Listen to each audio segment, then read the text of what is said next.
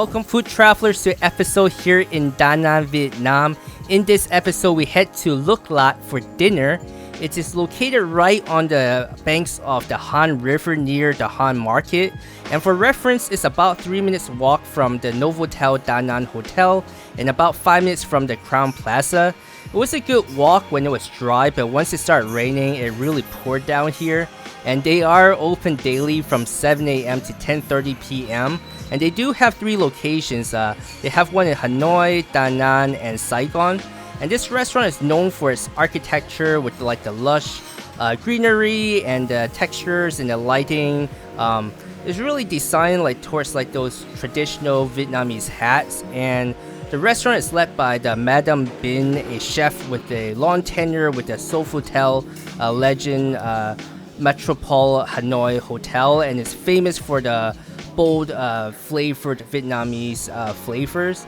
And it was recommended to get reservations here as they are a Michelin selected restaurants in 2024 and 2025. However, we walked in and at the start of the dinner, they gave us a table right away. And they do have 3 floors for this dining room. The first floor is this entrance area where it's like a cafe waiting area. They do have some seats and that's where we were seating.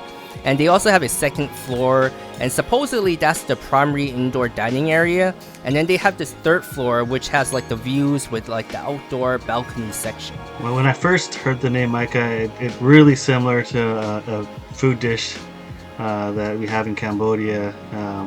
That it's called LukLak, and it's a pretty popular dish, especially among foreigners. It's generally one of the more favorite foods that people have tried and ordered and had. And essentially that dish in Cambodia is it's a beef dish that with onions and with a fried egg, and there's kind of like this lemon pepper sauce that you dip the beef in, and you eat it over rice. So that's the first thing when I actually heard the name of this restaurant, Micah, that came to my mind. In my mind, that's what I thought that they were offered to for some reason. But what kind of dishes did they have when you were there?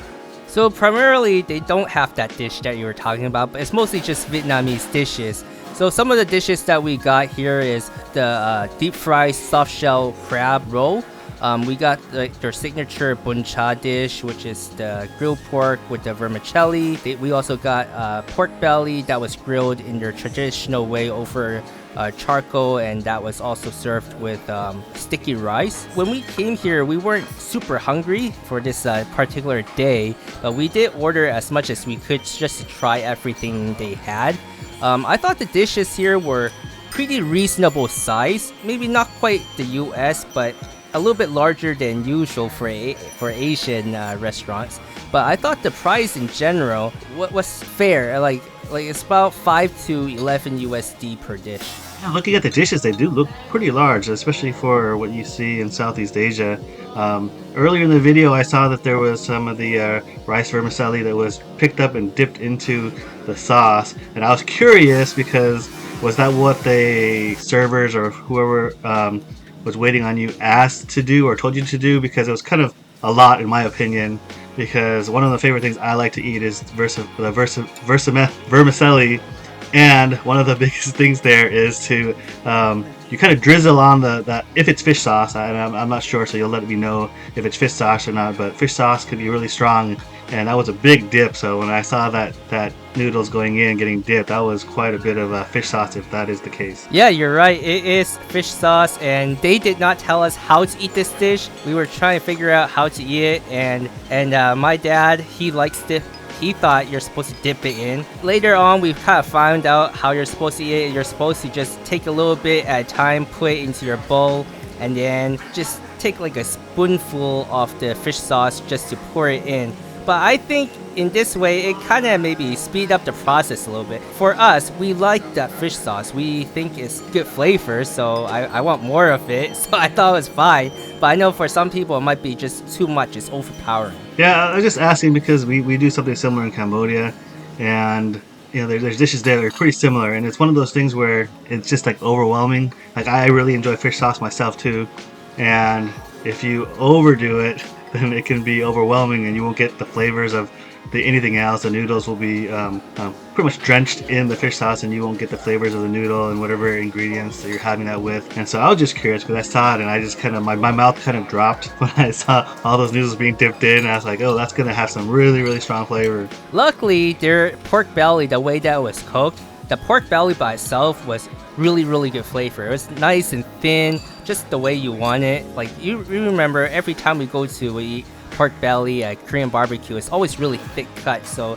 in this scenario, the way that they cooked it, it was nice and thin. It was perfect for that type of dish, I think. Yeah, the dish looked pretty interesting. It reminded me of kind of like when I was in Taiwan one year, and I had this kind of royal dish, and it was in a similar looking pot, but it was braised, and it looked like that was braised pork belly. It looked really, really good. Yeah, so it was actually a really good dish, and overall, I think if you're in Da Nang and you're looking for something quick to eat or just a nice chill area, this could be a good restaurant to check out. And to wrap up the episode are the notables. Unfortunately for this one, there are none. If you've enjoyed the content you've seen, don't forget to support the channel and hit like and subscribe.